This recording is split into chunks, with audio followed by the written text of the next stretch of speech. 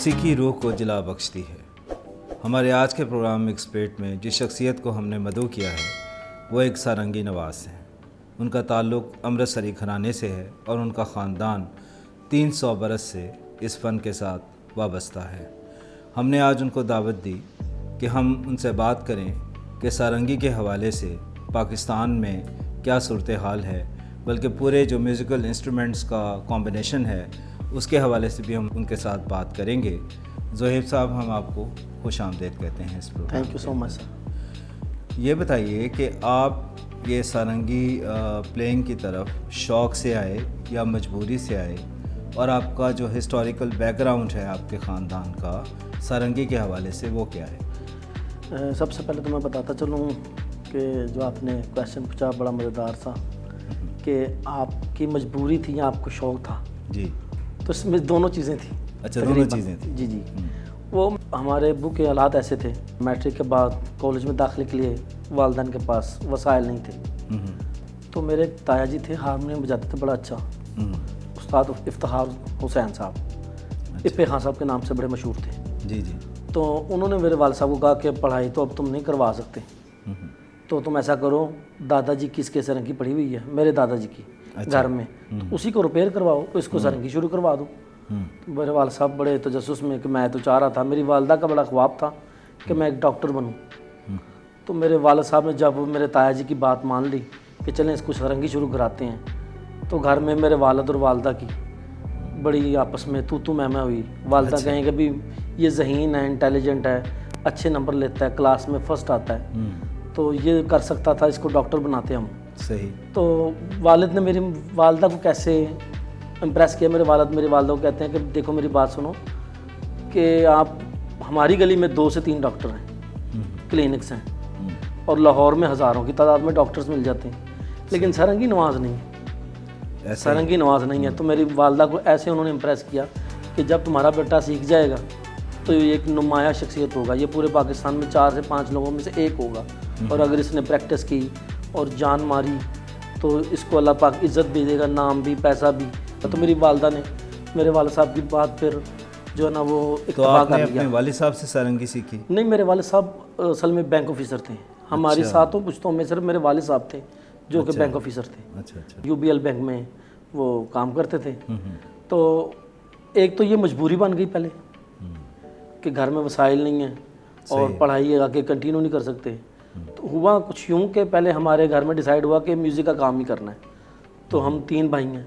अच्छा। मैं, मेरा भाई शुएब हसन और सबसे छोटा कमर अब्बास। तो वालिदैन ने पूछा कि आप कौन कौन सा इंस्ट्रूमेंट बजाना या सीखना पसंद करेंगे, क्योंकि अब आपको अपना म्यूज़िक का काम करना पड़ेगा और अपने वालिद का हाथ बटाना पड़ेगा घर को चलाने के लिए। सही। तो मेरे छोटे जो मेरा जुड़वा, हम ट्विंस हैं, शुएब हसन, तो उसने कीबोर्ड पसंद किया कि मैंने हारमोनियम सीखना है, कीबोर्ड सीखना है। मेरे से छोटा, सबसे छोटा जो उसने ड्रम सीखना पसंद किया, उसके लिए ड्रम के उस्ताद का अरेंज किया गया, और मैंने गिटार पसंद की। अच्छा, आपने पहले गिटार पसंद? हाँ, मैंने पहले गिटार पसंद की। और मजावर अब्बास साहब हैं, मेरे कज़न हैं, गिटार सब बहुत अच्छे, तो उनके साथ उस्तादी शागिर्दी भी हो गई। अब गिटार लेने वाली बात रह गई थी, तो उसमें फिर ताया जी जो थे इफ्तिखार है, तो उन्होंने फिर पट्टा डाल दिया कि नहीं, इसको सारंगी करवाते हैं। घर में पड़ी है, इस पर 700-800 1000 1200 लगेगा तो सारंगी ठीक हो जाएगी। और मेरे एक मामू भी लगते हैं और मेरे चचा भी लगते थे, मेरे उस्ताद जो थे खावर हुसैन खान साहब, तो वो इसको सिखा देंगे, तो बात ही कोई नहीं है। तो ऐसे मैं एक तरह मजबूरी से सारंगी में आया। लेकिन मज़े की बात यह कि जब मैं सारंगी में आ गया, तो पहली दफ़ा जब मैंने खावर हुसैन साहब को सुना, तो मेरे रूह कंडे जो ना, जिसे पंजाबी में कहते हैं कि रोंगटे, उर्दू में इसको कह लें, तो वो मेरे रोंगटे खड़े हो गए कि ये क्या है। और बच्चा होने के नाते भी, मैं एक टीनेजर होने के नाते बड़ा उससे मुस्तजब हुआ और ताजुब हुआ कि इसका साउंड और उसकी क्या उम्र थी आपकी जब आपने सीखना? मेरे ख्याल में होगी मेरी को 16-17 साल की उम्र होगी। 16-17 तो लेकिन बड़ा मैं हैरान हुआ उसको सुन के, और फ़ौरन मैंने हाँ कर दी। अच्छा, कि हाँ मैं ज़रूर सीखूँगा। और कितना अरसा लगा आपको इस पे अबूर हासिल करने में? अबूर हासिल करने के लिए तो जिसे कहते हैं कि एक ज़िंदगियाँ लग जाती हैं, एक उम्र चाहिए, एक ज़िंदगियाँ लग जाती हैं, और उसके बाद भी इंसान सीखता ही रहता है सारी ज़िंदगी। लेकिन मैंने 2003 या गालिबन 3, 4, 5 में शुरू किया, थोड़ा सा साल मेरा स्कूल भी जारी था, मैट्रिक का मैंने इम्तहान भी देना था, तो थोड़ा सा। लेकिन 2005 में भी मैंने, क्योंकि आगे कंटिन्यू नहीं कर सका, कॉलेज नहीं जा सका, तो फिर मैंने वहीं पे 2005 में सारंगी को मैंने फिर प्रॉपरली प्रैक्टिस उसकी शुरू की। ज़ोहैब साहब, आपकी फैमिली का कंट्रीब्यूशन क्या है सारंगी के? हमारी फैमिली का अमृतसरी घराने का कंट्रीब्यूशन अब ये काफ़ी नहीं है कि हमारी फैमिली में पिछले 350 साल से वही, हाँ। सारंगी बजाई जा रही है, और इन 350 सालों में कोई ऐसा वक्त नहीं है कि जब हमारे ख़ानदान में कोई सारंगी नवाज अमृतसरी घराने की नुमाइंदगी ना कर रहा हो। और बहुत बड़े बड़े नाम दिए हैं सारंगी के वर्ल्ड में। मेरे दादा उस्ताद हुसैन बख्श अमृतसरी, जो कि मास्टर अब्दुल्ला और मास्टर अनायत साहब के बड़े फेवरेट थे, क्लासिकल भी बहुत बड़ा अच्छा बजाते थे। बड़े ग़ुलाम अली ख़ान साहब के साथ उनकी बड़ी दोस्ती यारी थी, और उमैद अली ख़ान साहब के साथ। इसी तरह उस्ताद नत्थू खान साहब एक माया नाज और वर्ल्ड का बहुत बड़ा नाम है, हमारे बड़े हैं वो भी। तो इसके साथ मेरे दादाजी और उसके छोटे भाई फीरो खान साहब, ये दोनों सारंगी बजाते थे। क्योंकि मैंने अपने वाले साहब से यही सुना कि हमारे ख़ानदान में एक टाइम पे कम से कम 2-2 भाइयों को सारंगी सिखाते थे। सिर्फ मेरी जनरेशन में यही हुआ है कि मैंने अपने तीनों भाइयों में मैंने अकेले ने सारंगी सीखी। तो ये इस क्वेश्चन का आंसर यही बन जाता है कि मजबूरी से शुरू करते करते वो मेरा शौक तक आ गए, और शौक के साथ फिर जिम्मेदारी। क्योंकि जब मैं मैच्योर हुआ तो मुझे पता चला ये तो मेरे ख़ानदान की एक विरसा है, हमारे ख़ानदान का एक कंट्रीब्यूशन है इसमें। तो मुझे इसको निभाना है और अच्छे से, कि मेरे अपने बड़ों का नाम रोशन करना है। अच्छा, मुझे ये बताएं कि आप इतने अरसे से आप you are one of the leading sarangi players of the country. आपको अभी तक कोई अवार्ड मिला, कोई प्राइड ऑफ परफॉर्मेंस मिला, कोई तमगा इम्तियाज़ मिला? मुस्कुरा दिया आप, इसके ऊपर कोई जवाब भी दीजिए। अभी तक तो नहीं मिला। क्या वजह? उसकी वजह यह है कि हमारे मुल्क में ये एक बड़ा लम्हा फिक्री है कि यहाँ तो वोकलिस्ट को, अगर आप इंडिया में जाएं और वहाँ पे कोई जो सारेगामापा टाइप का को आप प्रोग्राम कर लें गाने का, तो आप पाकिस्तान में आते हैं, आपको स्टैंडर्ड भी कर देते हैं, आउटस्टैंडिंग भी, और आपको प्राइड ऑफ परफॉर्मेंस भी नौजवानी में दे देते हैं। अच्छा। लेकिन यही चीज़ जो है ना, वो क्लासिकल में, प्योर क्लासिकल में उसमें पूरी नहीं उतरती। क्लासिकल की तरफ रुझान नहीं है लोगों, नहीं है। अच्छा। उसको ऐसे नहीं देखा जाता। मतलब कि अगर आप इब्रारुल हक है या आतिफ असलम साहब हैं, तो उन यहाँ दिखा क्या नहीं जी हैं, लेजेंड्स और बहुत बड़े लोग हैं। जी। और इनका गाना पूरी दुनिया में मशहूर है, दुनिया सुनती है, और उनके व्यूअर्स और लिसनर भी ज़्यादा हैं, तो आसानी से मिल जाए। बनिस्बत क्लासिकल, प्योर क्लासिकल म्यूज़िक में आपको काफ़ी जद्दोजहद करनी पड़ती है और काफ़ी टाइम लग जाता है। उसमें भी टीवी रेडियो से अगर आपको लोग रिप्रेजेंट ना करें, अगर आपकी तारीफ़ ना हो, तो बड़ी चीज़ें मिलकर प्राइड परफॉर्म तक बात जाती है। उस्ताद नत्थू खान साहब जो थे हमारे बुजुर्ग और मेरे ग्रैंड अंकल, वो एक दुनिया के सबसे बड़े उस्तादों में से उनका शुमार है। बिल्कुल ऐसे। लेकिन उनको उनकी ज़िंदगी में प्राइड परफॉर्मेंस नहीं मिला। कब मिला? उनके दुनिया के जाने के बाद उनके बेटों ने रिसीव किया, मेरे अंकल मुजाहिद हुसैन साहब ने। अच्छा। और अंकल नासिर हुसैन साहब ने। तो आप इसी से अंदाज़ा लगा लें कि इतने बड़े सारंगी नवाज को उसकी ज़िंदगी में नहीं मिला, तो मुझे कैसे मिल सकता है अभी। अच्छा ज़ोहैब साहब, फिर 90s में sarangi was more popular as compare to 2020, तो उसकी क्या 90s में क्यों सारंगी इतनी पॉपुलर? 2020 आपने कह दिया तो 2020 का मतलब भी 2020 है। अच्छा। 90s में सिर्फ आप सारंगी ही नहीं कह सकते, आप जितना भी ज़्यादा जितना भी म्यूजिक देख लें, फिल्म का म्यूजिक देख लें, तब जो था ना वो क्या उस वक्त फिल्में ज़्यादा बनती थी, फिल्में ज़्यादा भी बनती थी, म्यूजिक डायरेक्टर भी बहुत बड़े थे और ज़्यादा अनप्लग होता। तब कीबोर्ड पर इन्हिसार नहीं करती थी दुनिया। जो अब सीक्वेंसिंग सिस्टम आ गया ना, कि वो गाना बन रहा है तो उसमें एक कीबोर्ड वाला ही पूरा गाना आपको बना कर दे देता है। उसी कीबोर्ड में वायलेंस भी हैं, सितार भी है, फ्लूट भी है, सरोद भी है, रबाब भी है, गिटारें भी हैं, ड्रम्स भी हैं, ढोलक भी हैं, तबले भी हैं, तो एक ही आदमी कर देता है आज। यानी कि आज चीज़ें बहुत इजी हो गई, बहुत इजी हो गई हैं, लेकिन वो रिजल्ट नहीं रहा, वो रचाओ जिसे हम कहते हैं। तो 90s में ये था कि अनप्लग था सारी चीज़ें, वो रचाओ, वो डेप्थ नहीं है उस इलेक्ट्रॉनिक कीबोर्ड के। सारे म्यूजिशियंस को बुलाते थे, सारे म्यूजिशियन आते थे, 2-2 तबले वाले, ढोलक, तो वो 25 से 30 म्यूजिशियंस बैठ के जब काम होता था तो फिर काम, इतने लोगों का रोजगार भी, जब इतने घरों में चूल्हा जलेगा तो बरकत तो डलेगी ना। बिल्कुल। तो जब आप बरकत को निकालना शुरू कर देंगे तो काम कैसे आगे बढ़ेगा। अच्छा ज़ोहैब साहब, ये जो घराने हैं, मसलन अब आपका सारंगी का घराना है, मुझे ये बताएं कि ऐसा लगता है कि जो घराने हैं वो आगे उस फन को आगे पहुंचाते नहीं आगे तक। अगर मैं आपकी बात करूं तो पर्सनली मैं अगर आपसे पूछूं तो आप हम फ्यूचर में क्या देखेंगे? आपने कितने सारंगी नवाज़ प्रोड्यूस किए या अपनी फैमिली के अंदर आपने किसको सारंगी सिखाया? असल में ये बात से मैं इत्तेफाक नहीं करता कि क्लासिकल घराने ही हम सिखाते नहीं हैं। इसमें आप 50-50 20-20 तो ये जा रहा है ना, मैं इसको 50-50 देख लेता हूँ, 50-50 देख यानी लेता हूँ। आपका मतलब है कि ये इल्ज़ाम है, ये इल्ज़ाम बात सही है, नहीं लेकिन इसमें कुछ सच है क्योंकि ताली दोनों हाथों से मिलती है। जी जी। तो कुछ तो क्लासिकल जो, क्योंकि जो सीखने वाला म्यूज़िक है ना, अगर आप चले जाएं जो आम फहम म्यूज़िक है, जैसे इब्रार साहब के गाने, वो तो कोई भी बंदा गाना गा लेता है, लेकिन जो क्लासिकल यानी है, इब्रार साहब का गाना कोई भी गा लेगा? कोई भी गा लेगा, लेकिन जो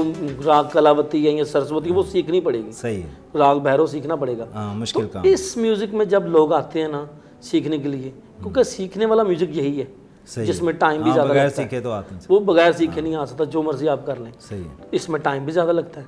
तो वो उस्ताद पहले तो अपने बच्चों को ज़्यादा तवज्जो देते हैं, फिर या तो पर्सनली फिजिकली आप किसी की खिदमत करें और उसके दिल तक पहुंच जाए, उस्ताद बनाएं और मिठाई का आप डब्बा उसके लेके दिन नहीं, जाएं। आपने दिल तक पहुंचना असल में, या तो फिजिकली इतनी खिदमत कर दें कि वो बंदा खुद आपसे मुतासिर होकर आपको अपने दिल की बात बता दे।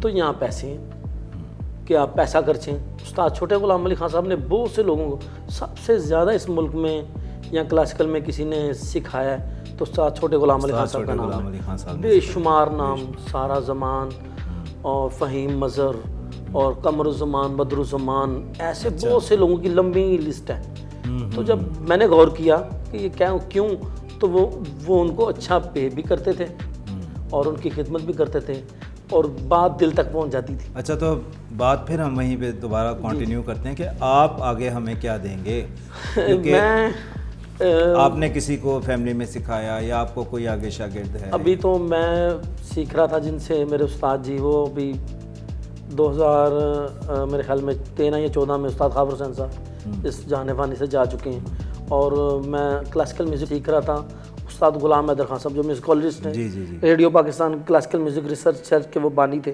जी। तो उनसे भी क्लासिकल म्यूज़िक सीख रहा था। वो भी 2-3 साल पहले, वो भी अल्लाह ताला को प्यारे हो गए। तो मैं खुद अभी सीखने के प्रोसेस में, इंसान सीखता ही रहता है, लेकिन क्योंकि सारंगी के बारे में सवाल है तो मेरी तो बड़ी ख्वाहिश है कि लोग आएँ, आगे बढ़ें, सीखें, और मैं बिल्कुल तैयार हूँ। मैंने फ़ॉरेन में बहुत से लोगों को सिखाया है। अच्छा। हाँ, मैं स्काइप पे सिखाता हूँ। तो अमेरिका में एक कैलिफोर्निया से डेविड बर्नर है, तो बहुत अच्छा, वो मैंने उसको कई साल, मतलब 5 साल से पिछले सिखा रहा हूँ और बहुत अच्छा बजा रहा है। अभी वो प्रोफेशनली बजा रहा है यूनाइटेड स्टेट में। Very good. तो एक यहाँ पर लाहौर में एक प्रोग्राम हुआ जिसको होस्ट कर रहे थे सैयद नूर साहब। तो उस प्रोग्राम में हमने ऑनलाइन स्काइप पर डेविड बर्नर को बुलाया भी। तो सैयद नूर साहब फिल्म डायरेक्टर जो हैं, वो बड़े महसूस हुए, देख कर हैरान हुए और बाद में मुझसे क्वेश्चन करते हैं कि बड़ी बात है, ये साज तो मैंने इधर नहीं सुना, तो ये इतनी दूर बैठ के सीख गए।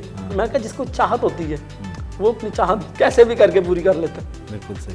अपनी फैमिली में ये है कि अभी लोग मायूस हैं, क्योंकि मेरे कई ऐसे कज़न्स हैं जिनके पास अपने आबाओ अजदाद की सरंगियाँ घरों पे पड़ी हैं, लेकिन वो वो सीखने की तरफ नहीं आ रहे। वो देख रहे हैं कि अभी फाइनेंशियली मैं स्टेबल नहीं हूँ, मुझे बहुत से मसले मसाइल हैं। और वो मैंने आपसे पहले भी एक दफ़ा आपसे मुलाकात हुई थी तो आपने पूछा था कि भाई सरंगी लोग क्यों नहीं सीखते। तो मैंने आपको बताया था बड़ा आसान सा एक फार्मूला कि जल्दी समझ में आ जाने वाला, कि एक काम आप 6 घंटे करते हैं और आपको 20,000 रुपये मिलता है। सही। और आप वही काम जो है वो 16 घंटे करें, फिर भी आपको 20,000 ही मिलना, तो आपने जाहिर है फिर 6 घंटे वाला काम ही करना है। इकोनॉमिक तो कंस्ट्रेंट्स जो हाँ हैं जी, वो हाँ उसके जी। अंदर ज़्यादा हैं। तो जी। क्योंकि इसमें जब आपको पेइंग होती है, जब आप काम करते हैं, भाई सीखना है, उसके बाद तो आपने कमाना ही है ना अपने घर वालों जाहिर के है, लिए। बिल्कुल। जब आप कमाने के लिए जाते हैं तो फिर वो काउंट होता है पर बंदा पर वोट, जैसे हम कहते हैं भाई जाहिल और फाजिल का वोट एक है। जाहिर है। क्या ख्याल है? तो इसलिए कुछ फाजिल जो कुछ होते ऐसे ही नज़र हैं आते वो निकलते ही नहीं है वोट देने के लिए कि भाई मैंने नहीं देना, मेरा तो ज़ाया हो जाना है, क्योंकि 10 जाहिलों ने गलत बंदे को वोट दे देना है। तो ऐसे ही लोग दिल तो आपके बर्दाश्ता हो ख्याल जाते में हैं। हमारे यहाँ वोटिंग सिस्टम ऐसा ही है? वोटिंग सिस्टम भी ऐसा ही है और आर्टिस्टों के साथ भी हर लेवल पर ऐसा ही हो रहा है। यानी कि कोई इकोनॉमिकली आर्टिस्ट यहाँ पे साउंड नहीं है, नहीं है ना? उनके लिए बिल्कुल ऐसा ही मुश्किलात है। हैं तो अगर पैसा ये कमाने में। सूरत हाल बेहतर हो जाती है या हुकूमत वक्त इन साज़ों की आपको पता है पूरे पाकिस्तान में सिर्फ 4 से 5 लोग आपसे यही सवाल मेरा अगला करने वाला था कि 22 करोड़ की आबादी में अगर हम देखें तो इस वक्त 4 सारंगी या 5 सारंगी नवाज। बिल्कुल ऐसा ही है, बिल्कुल ठीक फरमा तो इस सूरत हाल का जिम्मेदार कौन है? इस सूरत हाल का जिम्मेदार जो है वो हमारा आर्ट एंड कल्चर के जितने डिपार्टमेंट हैं, जो कि सरबराह हैं, इंफॉर्मेशन सेक्रेटरी हमारे जो हैं, उन्हें देखना चाहिए कि जो कल्चर के मिनिस्टर्स हैं उनको कल्चर में ज़रा इंटरेस्ट भी तो होना चाहिए ना। उनको भी तो पूछना चाहिए ना भी हमारे कौन कौन से वो तो कहते हैं हम बड़ी एफर्ट कर रहे हैं, हमारी हमने धरती के आर्टिस्ट साज सपोर्ट कौन फंड से भी हैं? स्टार्ट कर दिया है। हमारी धरती के साज कौन से हैं? अब आपको ड्रमर, कीबोर्ड प्लेयर, गिटारिस्ट ये आसानी से मिल जाते हैं। Sarangi player, sitar player, sarod player तो है ही नहीं हमारे। सुरमंडल सुरमंडल भी आसानी से मिल जाता है, वो तो बना के वो बजाने वाला नहीं, वो एक सपोर्टिंग इंस्ट्रूमेंट है। लेकिन जो बजाने वाले इंस्ट्रूमेंट हैं, सारंगी, सितार, सरोद, ये क्यों नहीं आपको आसानी से मिलते? उनको पूछना चाहिए। और फिर इतने कम लोग हैं कि जिनको नवाजने में आपको मुश्किल भी नहीं दरपेश आएगी। 4 से 5 लोग हैं, तो आप आराम से उसके लिए कोई भी प्राइवेटली भी कोई भी उनके लिए कुछ तो कर आप सकता है। समझते हैं इसके लिए कोई अलग से इंस्टीट्यूट बनना चाहिए? हाँ, अलहदा से इंस्टीट्यूट भी होना चाहिए, कुछ पजीराई होनी चाहिए। ये लोग इतने हैं, 4 से 5 लोग हैं, उन पाँचों को, चारों को इकट्ठे बुलाएं, एक दफ़ा इनसे इनके मसाइल पूछें और इनसे सबसे अलग वजह दरियाफ्त करें कि क्या वजह है कि यहाँ हम सारंगी नवाज प्रोड्यूस नहीं कर पा रहे। फिर 90s में जितनी भी फिल्में थीं उसमें मेरे दादा बजाते थे, उस्ताद हुसैन बख्श खान या पीरो खान साहब, यहाँ एक हमारी फैमिली से नहीं थे नाज़म अली खान साहब, सारंगी नवाज वो बड़ा अच्छा बजाते थे। तो अब क्यों ऐसा है कि इतनी जवाल में है सारंगी? फिर 90s में आपको 8 से 10 अच्छे सारंगी नवाज मिल जाते थे। यानी कि गवर्नमेंट की पैटर्नेज इसमें बिल्कुल नहीं, आप बिल्कुल नहीं है, उनकी प्योरिटी में नहीं है असल में। और दूसरी बात ये कि हमारी जो बिज़नेस कम्युनिटी है वो म्यूज़िकली माइंड नहीं है। 90s का दौर अगर आप इंडिया का देखें, हमारे पड़ोसी मुल्क का, और 2020 में भी उसको देख लें, तो तब भी जो रूज था उधर म्यूज़िक का। मैं उसमें वही क्वेश्चन आपसे एक ऐड करना चाहूँगा कि अगर हम सरहद पार देखते हैं तो वहाँ पर अभी भी काफ़ी सारंगी के जो हैं प्लेयर्स हैं, सारंगी नवाज हैं, और वहाँ पे अभी भी सारंगी जो है it's one of the very prominent music instruments. बिल्कुल ऐसा ही है। तो उसकी आप यही वजह समझते हैं कि यहाँ पे पैटर्नेज नहीं है, लेकिन आप ये नहीं समझते कि जो सारंगी के जो घराने हैं उन्होंने अपने एंड पर क्या एफ़र्ट की? नहीं, हमने तो अपने तरफ से एफ़र्ट क्या करनी थी, कोई आएगा सीखने तो वही आपको 2 चीज़ें मैंने बताई कि यहाँ वो पर्सनली टाइम देगा, तो वो किसी के पास इतना टाइम नहीं है कि आपके घरों में बच्चों को देखभाल करे, आपके कपड़े धोए, बर्तन धोए, अच्छा वो सारे काम खिदमत करे तो 10 साल। यहाँ तो फिर ये है, तो यहाँ दूसरी तरीका है कि आपको पे कर दे कि भाई ये वाला मैं आपको सैलरी देता हूँ, आपने मुझे इतना सिखाना है। अच्छा, आपने ज़ोएब साहब किन फिल्मों में या टेलीविज़न प्लेज में आपने सारंगी बजाई? मैंने बेशुमार पाकिस्तान की फ़िल्मों में, अभी चंद साल से नहीं लेकिन कुछ साल पहले तक जो मुझे अब याद पड़ती हैं उसमें मजाजन और ताफो साहब की सुआ जोड़ा, और पीछे एक सैयद नूर साहब की मैंने फ़िल्म का म्यूज़िक किया है, और सुहेल राना साहब की फ़िल्मों में भी मैंने काम किया है, और टीवी ड्रामों में भी सारंगी बजाई। आपने यकीनन मुल्क के अंदर और मुल्क के बाहर भी परफॉर्म किया होगा अल्हम्दुलिल्लाह। तो वो कौन कौन सी जगह हैं और कोई यादगार कोई आपकी परफॉर्मेंस उस हवाले से? अल्हम्दुलिल्लाह मैंने 18 से 20 कंट्रीज़ में, जिसमें USA, Europe, Canada, America, middle east, China, Sri Lanka, और जो सोवियत यूनियन की जो कंट्रीज़ हैं उनमें भी, और 2-4 ही कंट्रीज़ रह गई हैं मेरी लिस्ट में जहाँ मैंने विज़िट नहीं किया। अच्छा। तो सबसे ज़्यादा जो मैंने इंजॉय किया वो मैंने दोस्ती म्यूज़िक प्रोजेक्ट को किया है यूनाइटेड स्टेट ऑफ अमेरिका में। 2000 ये क्या प्रोजेक्ट था जी, दोस्ती म्यूज़िक? ये 4 पाकिस्तानी, 4 इंडियन और 2 अमेरिकन म्यूजिशियंस के 10 लोगों की कोलैबोरेशन थी। तो उसमें बड़ा एंजॉय किया मैंने, और बहुत सीखने को, क्योंकि हमारे रीजन के ही 8 म्यूजिशियन थे, तो उसमें सरोद प्लेयर भी था इंडिया से, और तबला प्लेयर भी था। सरोद प्लेयर हमारे मुल्क में मिलता नहीं है, तो इस चीज़ को हमने बड़ा एंजॉय किया कि चलें यहाँ नहीं तो हमें अमेरिका में एक सरोद प्लेयर से सामना हुआ, यानी कि it was a fusion performance. इसके अलावा मैंने इंडिया में भी संभव म्यूज़िकल फेस्टिवल में 2014 में मैंने परफॉर्म किया। तो उधर मैंने जो सारंगी नवाज़ों के बड़े घराने उस्ताद साबरी खान साहब के घर जाकर मैंने परफॉर्म किया। अच्छा। मुराद अली खान साहब हैं, बड़े अच्छे ट्विंस ब्रदर हैं, वो एक सितार बजाते हैं, फ़तेह अली खान और मुराद अली खान सारंगी, उनके घर जाके भी मैंने परफॉर्म किया। अच्छा, तो बड़ा मैंने इंजॉय किया है। और एथनोपोर्ट म्यूज़िक फेस्टिवल पोलैंड में उस्ताद शफकत अली खान साहब के साथ, अच्छा, वाह। और श्रीलंका में international food and art festival, और बहुत से मैं बहुत सारे दुनिया के। अच्छा ज़ुहैब साहब, फेस्टिवल ये अब हो गया। आपकी परफॉर्मेंस की बात हो रही है, तो कोई क्लासिकल पीस तो अगर आप हमें जी बिल्कुल, मैं क्यों नहीं। परफॉर्म कर दें हमारे लिए।